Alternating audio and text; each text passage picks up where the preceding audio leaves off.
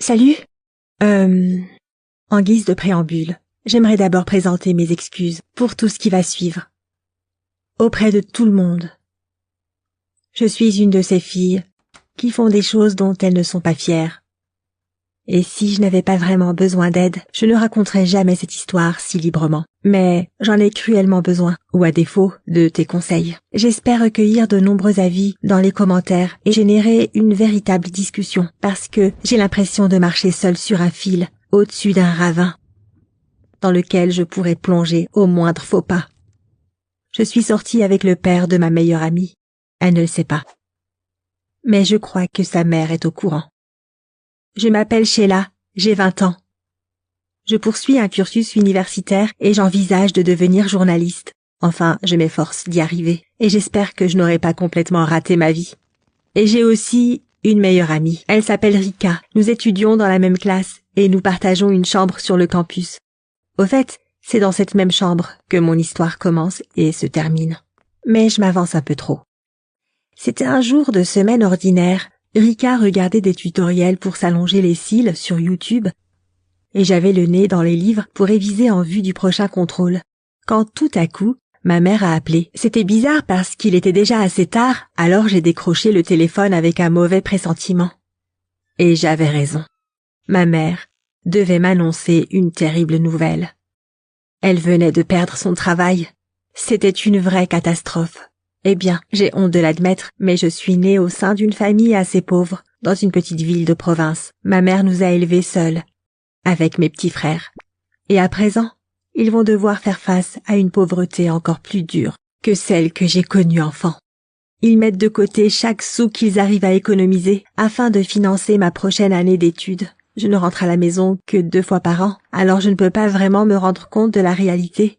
Mais je pense qu'ils se serrent beaucoup la ceinture pour moi. Tout ça pour que je puisse suivre des études et m'extraire de cette pauvreté.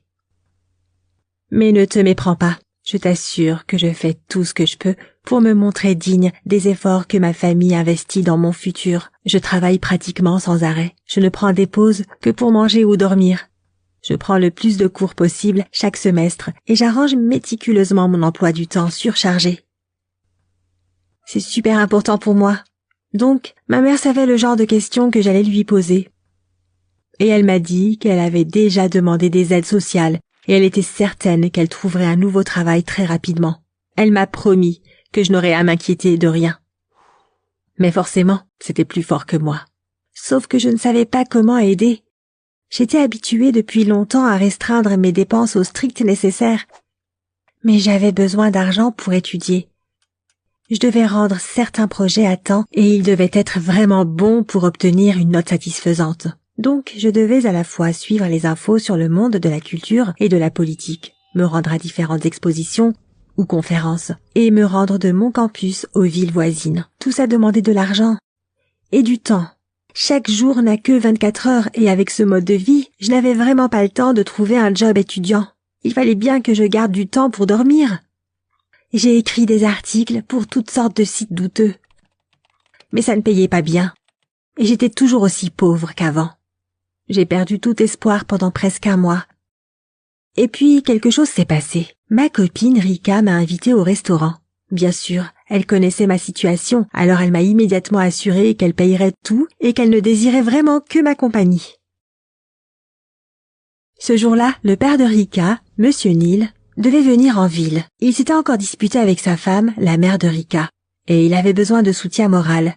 Mais Rika guettait l'opportunité de s'éclipser de ce dîner, sans pour autant laisser son père tout seul.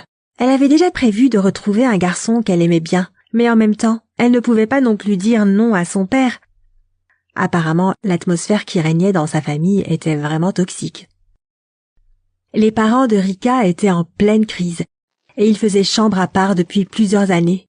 Elle ne parvenait même pas à s'expliquer pourquoi ils n'avaient pas encore divorcé. Super, comparé à mes problèmes d'argent. Les problèmes familiaux de Rika me paraissaient ridicules et tirés par les cheveux, mais je ne pouvais tout de même pas la laisser tomber. Monsieur Neil est arrivé sur le campus avec plusieurs heures d'avance, alors Rika m'a fait une petite grimace en haussant les épaules, pour me faire comprendre qu'on devrait s'occuper de son vieux paternel toute la journée. Ça m'a contrariée, mais pas pour très longtemps. Dès que Rika m'a présenté à son père et qu'on a commencé à parler, j'ai réalisé qu'il était bien loin de ce que j'avais imaginé. D'après Rika, c'était un homme condescendant, mais il nous parlait sans aucune supériorité. Il en savait beaucoup sur la musique moderne et le cinéma, et il semblait capable d'entamer une conversation sur n'importe quel sujet.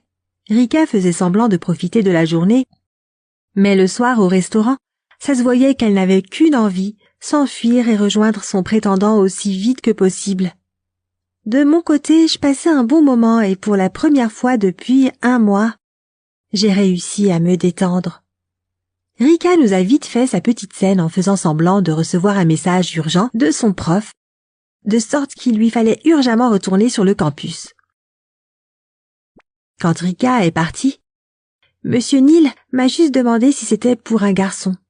Et je me suis sentie idiote qu'il ait compris le plan de Rika si facilement. J'ai simplement acquiescé. Il a soupiré et m'a dit qu'il n'en voulait pas du tout à sa fille. Si quelqu'un l'avait attendu, il aurait gaiement couru pour la rejoindre aussi. Après cela, nous avons continué à discuter jusqu'à ce que nous ayons fini de manger. Il m'a parlé de son mariage malheureux et je lui ai parlé de ma situation compliquée. Je ne sais pas vraiment pourquoi, mais ces aveux mutuels nous ont rapprochés. Après dîner, on s'est promené dans le parc jusqu'à ce qu'il soit tard. Peu à peu, j'ai commencé à remarquer que le père de Rika se comportait comme si il cherchait à me séduire. Je lui ai fait remarquer sous forme de boutade et il m'a demandé si je trouvais ça bizarre. Je lui ai assuré que ce n'était pas du tout le cas. Et c'était vrai. Et puis, même si je ne voyais pas Monsieur Neal comme ça, à ce moment, il n'était pas si vieux. Sans doute la quarantaine.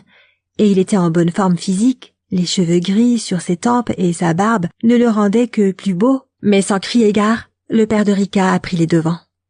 Il m'a attiré à lui et il m'a chuchoté dans l'oreille. Quelque chose qui ressemblait à une offre. L'idée était que si je pouvais de temps en temps passer quelques soirées avec lui, il m'aiderait avec mes difficultés financières. Après cela, il m'a laissé partir en disant qu'il ne voulait pas me mettre la pression et qu'il me laissait du temps pour y réfléchir et lui donner une réponse. Une fois rentrée dans ma chambre, je n'arrivais pas à dormir. Pour être tout à fait honnête, l'idée de faire du père de ma copine, mon bienfaiteur, était bien tentante. Eh bien, pourquoi pas? Monsieur Neal m'aimait bien. Je l'aimais bien. J'avais vraiment besoin d'argent, et il avait besoin de l'attention d'une jeune fille qui l'aiderait à oublier l'indifférence et la froideur de son épouse légitime. C'était gagnant-gagnant. On a donc commencé à sortir ensemble. Il venait me voir plusieurs fois par semaine. Forcément, je n'ai rien dit à Rika, et elle passait tellement de temps avec son nouveau copain qu'elle n'a pas remarqué que je disparaissais du campus 1 nuit sur 2. C'est ma meilleure amie, mais je ne suis pas sûre qu'elle aurait vu ma relation avec son père d'un très bon œil. Enfin, il trompait quand même sa mère avec moi. Même si, d'après Monsieur Neal, sa vie s'était considérablement améliorée depuis notre rencontre. Au bout de quelques mois, Monsieur Neal avait vraiment changé. Il était plus joyeux, comme si plus rien ne le rongeait de l'intérieur. Il m'a dit qu'il supportait mieux sa femme grâce à moi. Sans doute également parce qu'il lui laissait plus de temps pour elle. Et à mesure que les tensions dans leur couple s'atténuaient lentement, leur envie de divorce disparaissait d'eux-mêmes. Mais je ne sais pas si Monsieur Neal réalisait l'ampleur de la situation. J'ai décidé de partager cette histoire après la visite de Madame Neal sur notre campus. Elle est entrée dans la chambre que nous occupons avec Rika sans prévenir. Cette visite était complètement inattendue pour sa fille. Et pour moi donc. Sérieusement, j'étais terrifiée. Depuis le début de nos années de fac, je n'avais jamais vu la mère de Rika sur le campus. Avant sa visite, je n'avais jamais pensé à elle. Je n'avais même pas essayé de me l'imaginer. Je ne sais pas, c'est peut-être souvent le cas des maîtresses, et en réalité, cette femme était très hautaine. Elle avait l'air plus vieille que son mari, à moins que sa coupe ne la vieillisse. Madame Neal a dit qu'elle voulait simplement voir comment allait sa fille, et qu'elle voulait rencontrer sa meilleure amie, dont Rika parlait si souvent. Je ne sais pas ce que Rika lui avait dit sur moi, mais ce jour-là, elle n'a pas arrêté de me dévisager avec son regard perçant et inquisiteur. De plus, elle était bien trop indiscrète. C'était la première fois que je la voyais, et elle me demandait déjà si j'avais un copain. Je pense qu'elle connaît toute la vérité. Voilà où j'en suis aujourd'hui. Je n'ai aucune idée de ce que je dois faire ensuite. Est-ce que je dois me séparer de Monsieur Neal? Mais j'ai besoin d'argent pour mes études. Est-ce que je devrais tout dire à Rika ou continuer comme ça? J'ai vraiment besoin de tes conseils. Donne-les-moi en commentaire. Ne m'ignore pas, je t'en prie.